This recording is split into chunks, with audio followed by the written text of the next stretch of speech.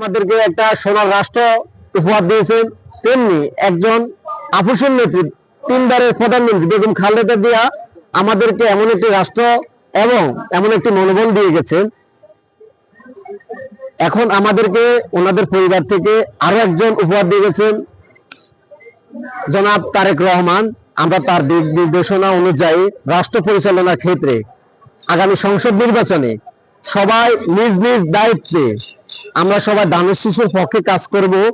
আমরা জাতীয়তাবাদী নাগরিক প্রজন্ম দল এমন একটি সংগঠন 2017 সাল থেকে স্বৈরাচার বিরোধী আন্দোলনে, ফ্যাসিবাদ বিরোধী আন্দোলনে আমরা সক্রিয়ভাবে আমরা ভূমিকা পালন করে যাচ্ছি। প্রত্যেকটা আন্দোলনে, প্রত্যেকটা প্রোগ্রামে আমরা সবাই নিজ নিজ দায়িত্বে সংগঠনের সর্বোচ্চটা দিয়ে আমরা বাংলাদেশ জাতীয়তাবাদী নাগরিক প্রজন্ম দল, বাংলাদেশ জাতীয়তাবাদী বিএনপিকে আমরা সহযোগী একটা সংগঠন হিসাবে সর্বোচ্চটা আমরা সহযোগিতা করতেছি। এবং কি আমরা আগামীতে সর্বোচ্চটা দিব জাতীয় সংসদ নির্বাচনে। আমরা সারা বাংলাদেশের আমাদের প্রায় প্রত্যেকটা জেলাতে আমাদের কমিটি রয়েছে। এবং কি আজকে আমাদের উপস্থিত ছিল স্টুডেন্ট বিএনপির সম্মানিত সভাপতি এবং যুক্তরাজ্য বিএনপি সম্মানিত সভাপতি।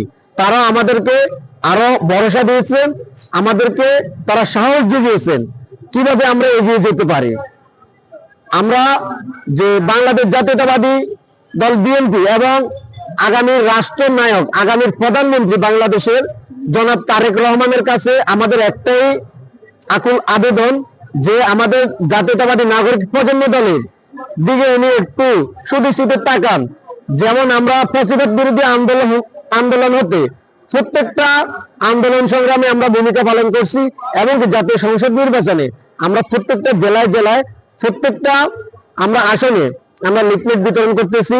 আমরা জাতীয়তাবাদী নাগরিক প্রজন্ম দলের পক্ষ থেকে আমরা প্রত্যেকটা